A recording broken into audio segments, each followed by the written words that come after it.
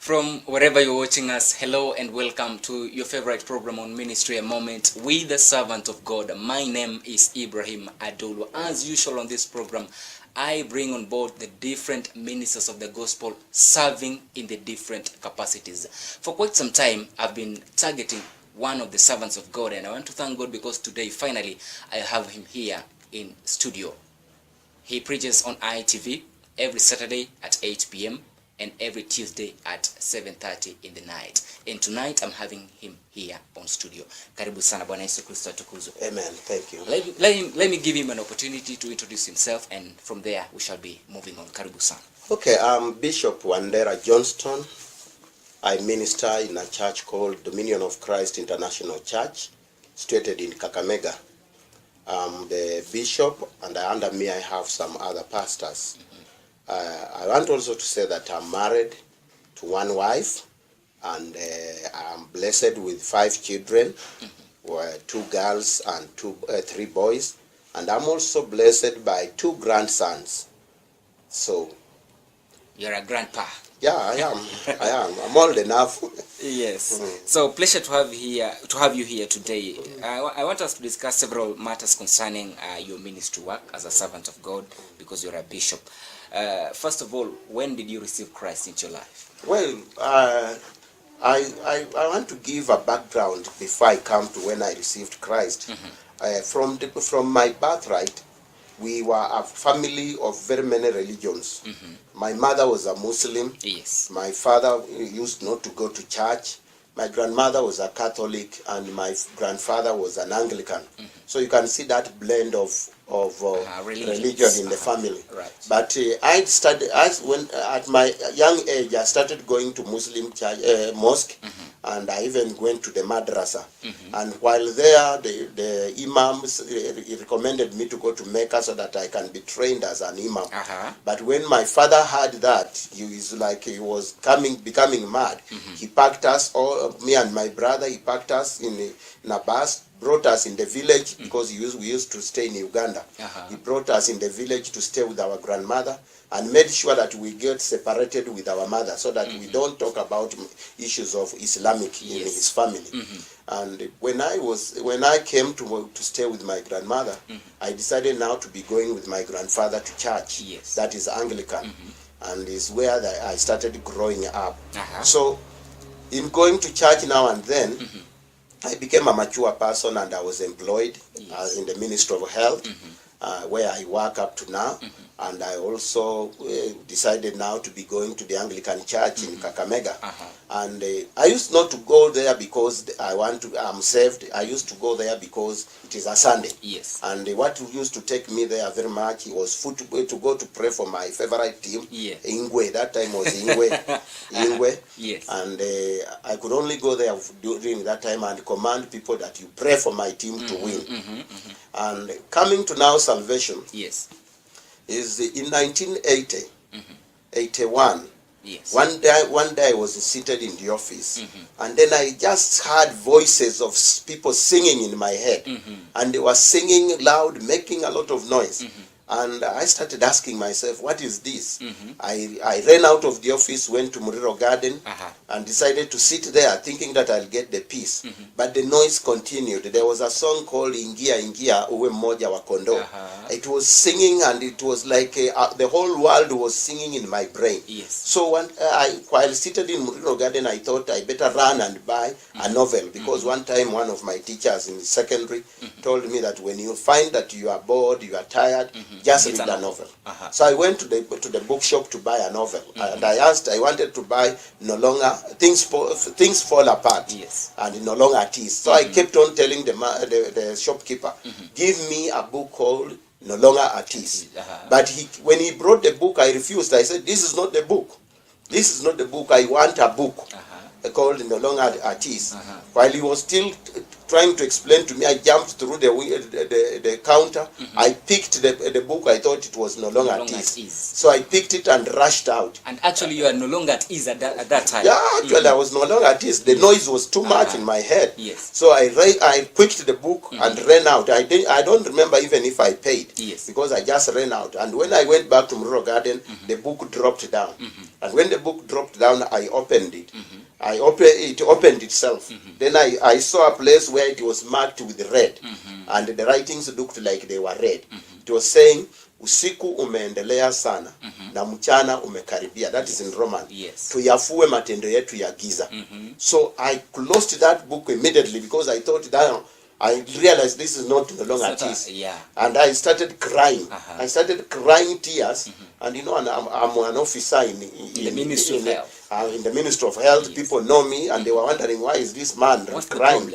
I was crying. I closed the Bible. It was actually the Bible that I picked, thinking that is no longer at ease. Yes. I closed it, and then when I started running again, because now I thought I'm mad. When I started running away, the Bible fell again down, and it opened itself for the second time.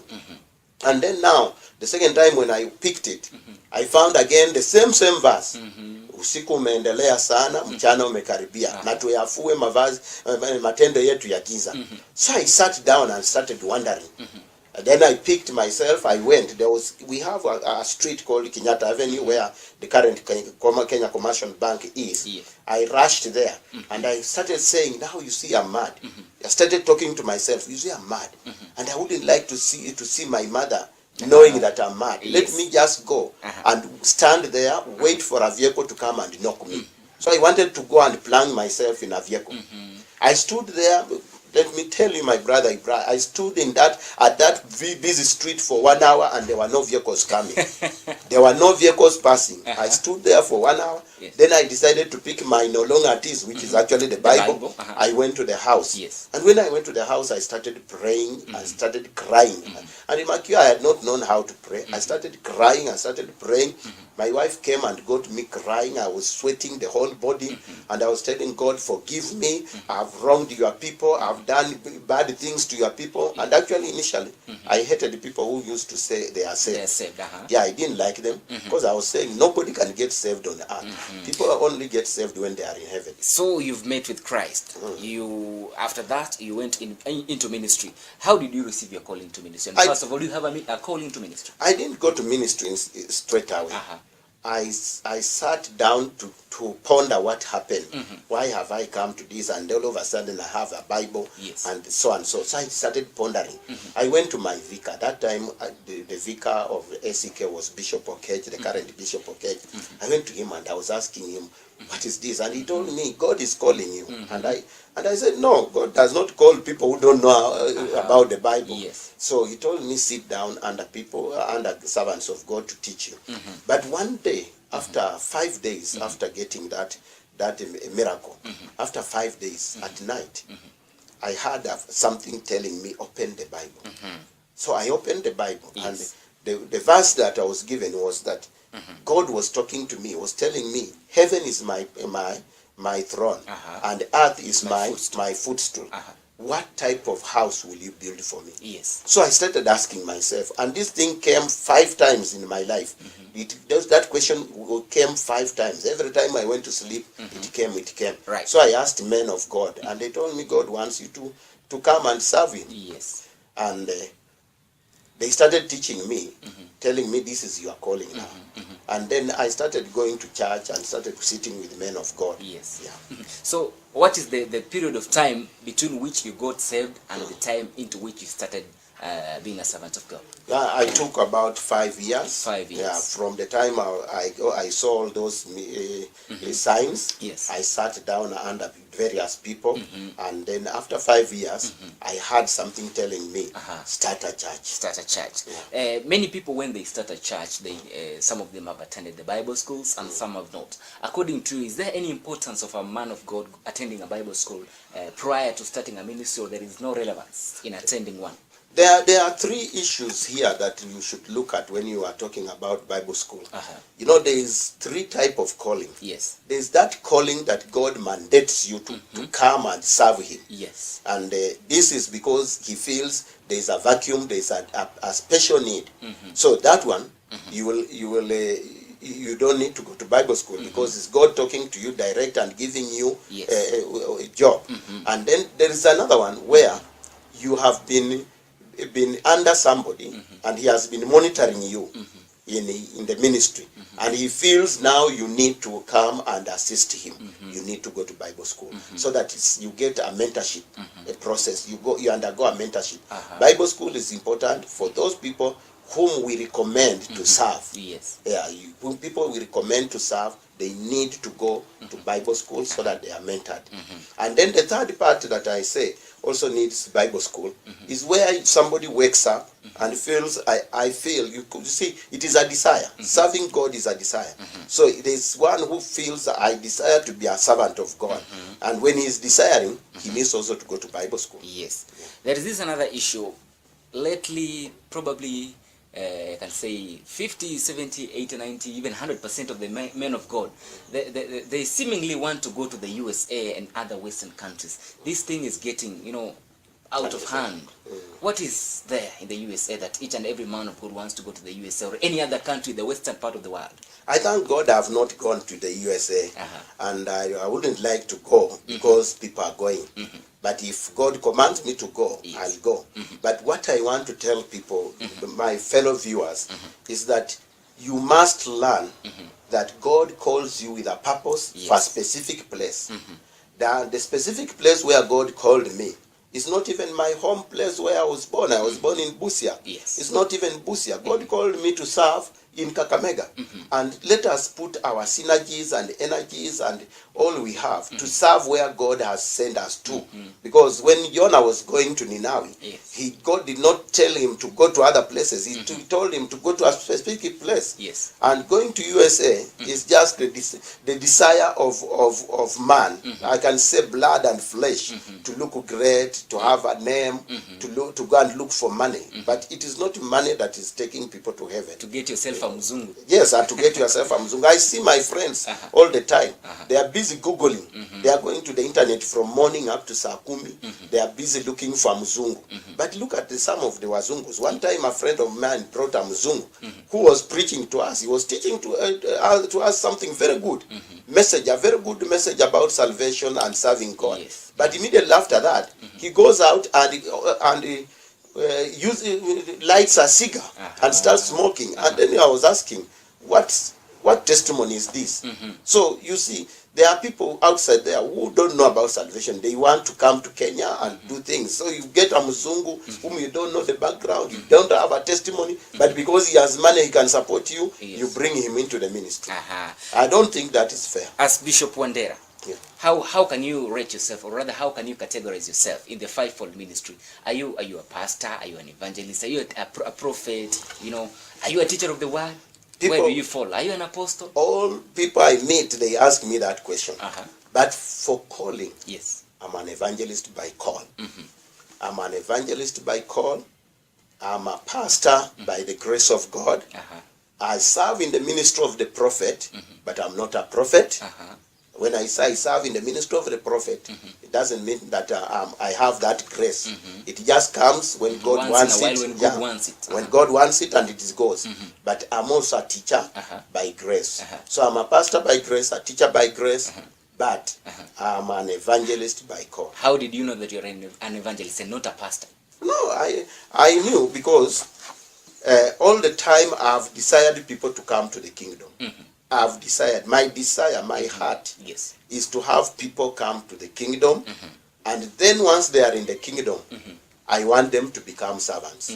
Because I still have the feeling that Jesus said, the harvest is plenty, but the harvesters are a bit less. Yeah, the harvesters are not there. So why can't I concentrate on the harvesters? And that's why when you see on my TV program, Masaya kumiliki na Yesu, I'm not selfish. I'm bringing up servants who can serve in the kingdom. And that's why all the time you'll see me preach once and bring servants that have nurtured. Servants that have nurtured, so that they also become nurturers of others. Yes. Yeah. I want us to go for a short commercial break, but before to that, I want to introduce to you this very tense topic about giving. Before we go for a short break, is there a right way of giving? Is there a strict way of giving? You see, giving, when we talk about giving, is a delicate issue in the church. And it's dynamic.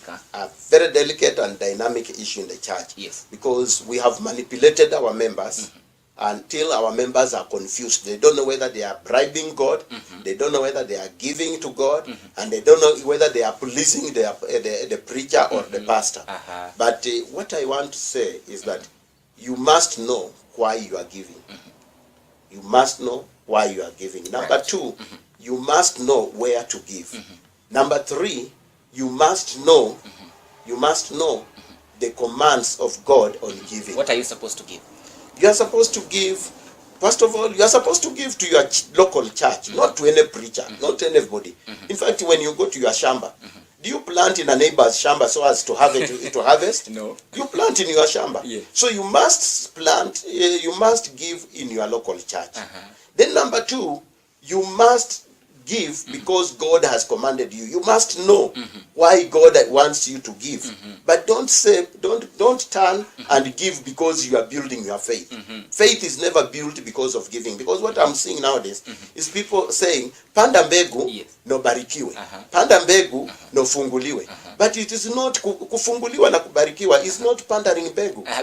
Before we come to that, Bishop Johnston, what is it supposed to be? Is it supposed to be money? Is it supposed to be cash? You know, previously, if you read in the Old Testament, the Israelites were supposed to bring even their firstling, their first fruits. Yeah.